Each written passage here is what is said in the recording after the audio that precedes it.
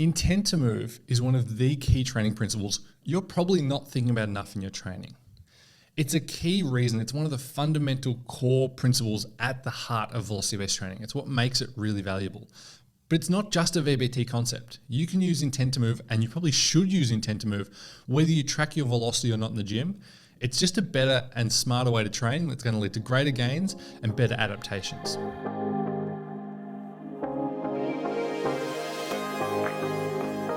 I think intent is best explained visually. So let's look at a quick example of me doing a bench press with 60 kilos, 2 different sets.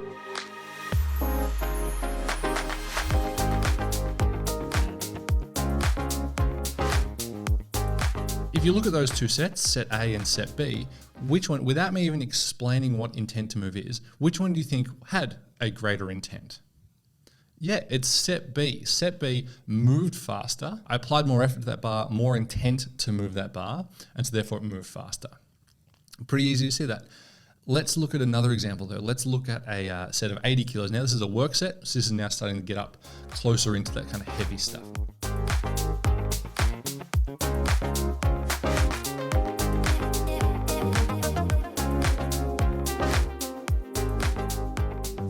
Now again, it was video B, and the difference in velocity was actually quite significant. It was 25% faster in video B compared to video A on the 80 kilos.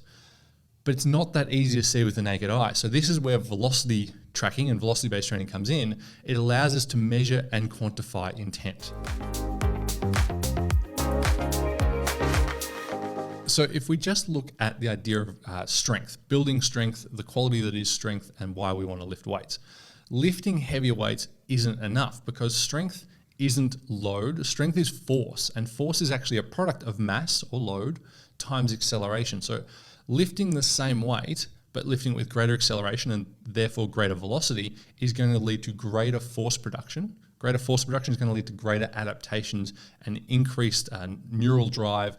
Adaptations are going to lead to long-term a better strength adaptation and better progress when it comes to building that strength. So yes, we want to lift heavy weights. That's crucial. You need to get above 80, 85% of 1RM for strength work to really work. But when you're there, you might as well apply good intent to increase the force produced on every single rep to increase the acceleration. This applies even on isometrics. So if you're doing an isometric work, trying to do it as hard as possible is going to have greater force and greater tension production.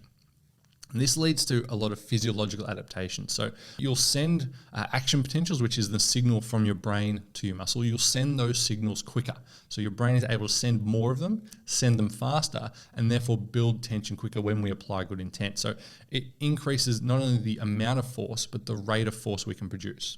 So if you're a powerlifter, this is going to be really helpful to help you get through sticking points and develop that force and develop that tension quickly on your lifts so that you don't get stuck in those trickiest, most biomechanically disadvantaged positions of your lifts. If you're an athlete who's lifting for transfer from the gym back onto the court or the field or the track, whatever it might be, lifting with good intent allows you to simultaneously be working on your strength by lifting heavy weights, but also your rate of force development and therefore your power potential as well by applying explosive effort no matter what the weight.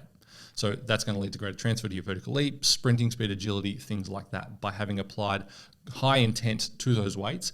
As you will have to when you sprint, jump, change direction, you need to apply that force rapidly into the ground. So it's going to help with that transfer. When it comes to this idea of intent to move, we can kind of talk about it and coach people to lift more explosively and snap through the bar and explode and things like that. But there's good research that giving people velocity feedback and using that velocity metric as a way to measure intent is really crucial here. Like I said before, absolute velocity isn't the key. There's no fixed special velocity. Not lifting above 1 meter per second is the intent zone, for example.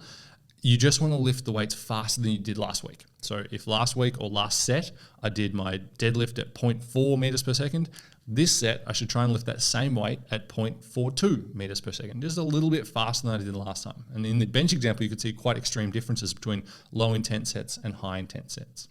When you start tracking those velocities over time, that allows you to then measure that your intent is high, or maybe that your fatigue is low that's blocking your ability to apply high intent. So you can use that velocity number to track progress on those weights and keep yourself honest. So it's a way to motivate yourself. When you do your 60s, you know you should be hitting 0.6, 0.65 meters per second. So if it's a little low, maybe you're not giving it your all, maybe you need to train a little harder or work a little harder on that set.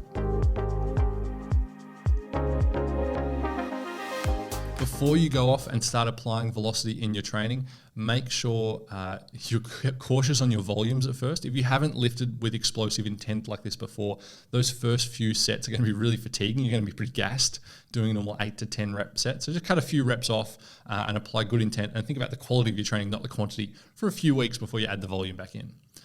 And then the next thing is make sure when you're applying intent, it's still controlled intent. So you don't want your bench press to be letting go of the bar or having your back fly off the bench or turn your squats into squat jumps. You still want to be controlled and deliberate with your form and technique. So keep good positions. Really important that you control your eccentrics and your pauses so that your eccentric tempo doesn't become rushed as well. It's a controlled eccentric and then explode up comfortably. So it doesn't have to be explosive on the bar, doesn't have to bounce. You don't have to feel dangerous or at risk when you're lifting. In fact, that's the opposite of what we want. But just applying a little more intent, a little more deliberate effort into your sets is going to be really important. Final point, when it comes to your intent to move, intent is different to exertion. So intent is a single rep effort, how explosively you can lift for one rep, whereas exertion talks about your proximity to failure. So accumulating reps in a set leads to exertion, but intent can be applied and is applied in one rep efforts. So each rep has its own intent, and we measure that in velocity. So start tracking velocity, start competing with yourself or the people next to you on how fast they can lift a certain weight, and see if you can track progress on that number over time through applied greater intent.